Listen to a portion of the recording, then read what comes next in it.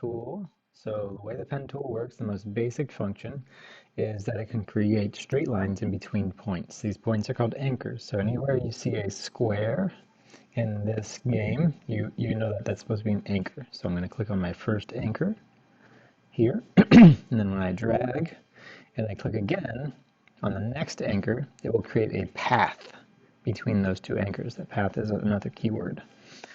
And then I can do the same thing down here. So for these first ones, it's just click, click, and then click again. So the same thing here, but it does introduce one more concept, which is the shift key. The shift key allows you to snap to a specific angle, which is, so it'll snap to 45-degree angles. So if I click here to start, just a click, no dragging, and I hold shift, you can see that as I move it around, it snaps to those 45-degree angles. So then I can click. I can still hold shift. I can just hold shift the whole time for this one. Anytime that I want to do a straight line, I just hold shift, click, click, and then finish it off. Those two are easy. All right, so now it adds in curves. So not only straight lines, but we can do curves as well. So I can click here, and when I make this this curve and I drag it, it creates what are called handles. By default, these handles stay aligned with each other, which means I'll have the same angle on this side as I do on this side of my anchor. So these handles tell the program the length and the angle that the next line should start with. So when I tell it, when I drag my handle to this point, and I start to move, once I let go of my mouse button and I start to move, you can see that wherever I put my anchor, the line still starts, it's biased towards this handle that I made here. So it starts going in that direction, which is what we want. So for the next one, I'm going to click again, and I'm going to drag, and I'm paying attention to the template in the background.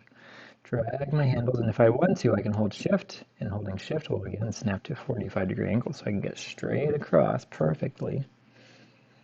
And let go. And then same thing here, I'm going to click and drag downwards. I'm going in a clockwise direction for this. I'm going to hold shift again, so I can get a nice straight line. And then click, drag to the left, clockwise still. My cursor is always going to be on the handle that presents my next curve. My last curve, this one along here, is determined by the handle on this side of my anchor. So then I can drag that to there, and finally, click. All right, so this one gets a little bit more complicated. You don't always want your handles to be aligned and going in the same direction.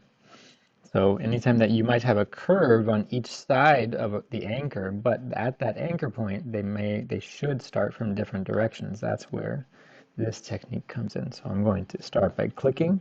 I'm going to drag to the bottom right. And what I'm looking for is I want to align this side first. I'm going to go down and to the right. And then let go. And you can see that if I leave it like that, there's no way I can get my line to conform to this side. So I'm going to undo that actually. I'm going to click and drag again until this aligns with the template. And before I let go of my mouse now, I'm going to hold down the Alt key. And the Alt key unlinks my handle so that I can control my second handle independently of my first handle and control where my curves are going to come out of this anchor. And then I'll go up there. Now it's very important on this step to let go of the mouse button first and then let go of the Alt key. And you can see that. Now my two handles are controlling my anchor, my curves in two different directions. So I can move on to the next anchor. I'm going to click and drag, and again I'm watching this curve here and this handle here, and I'm matching what I see there in the template. But again, I want my second handle to be independent of my first handle, so I'm going to hold the Alt key again to unlink them and bring it back up here. and then I let go of my mouse button, and then let go of the Alt button, and it curves back around. And now I can click on my first point. So the heart can be made up of only 2 points. All right, so this one, it kind of throws you into the mix without giving too much guidance. You get to choose how to form this line.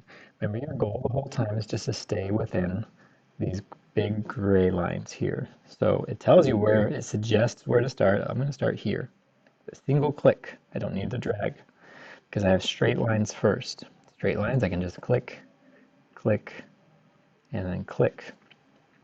Now, there's a few ways you can do this tire. The easiest way is to do it just like you did the circles a couple of boards ago. So I'm going to click and drag to the left because I want to curve this time, not a straight line. Drag to the left until my line matches the tire, and then I'm going to let go. And then with this one, I can, because my line is staying within their line here, I can just single click right there and I can move on. Because I single clicked and I did not drag on this point, my next line can be straight. Single click, curve at the bottom of the tire again. I could hold shift if I wanted to keep it nice and straight and even on both sides. And then my next point, just a click, click, click, click. All right, so my next one is going to be one really big curve. I could do a few points along here, but the easiest thing to do is one big curve. So I'm going to go to my next, wherever my next corner is. I look for my next corner.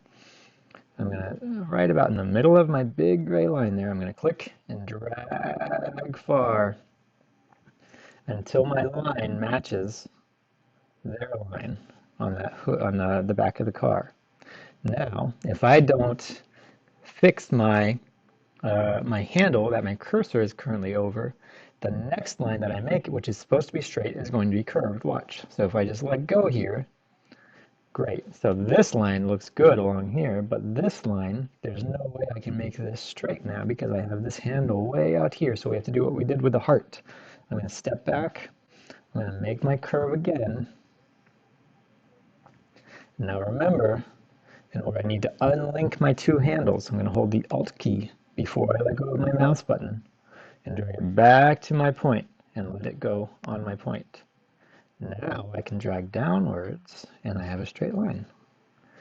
Single click, and then I need one more curve, so I'm going to connect back to my starting point, click and drag until my line matches the hood of the car, and then let go. And that's it.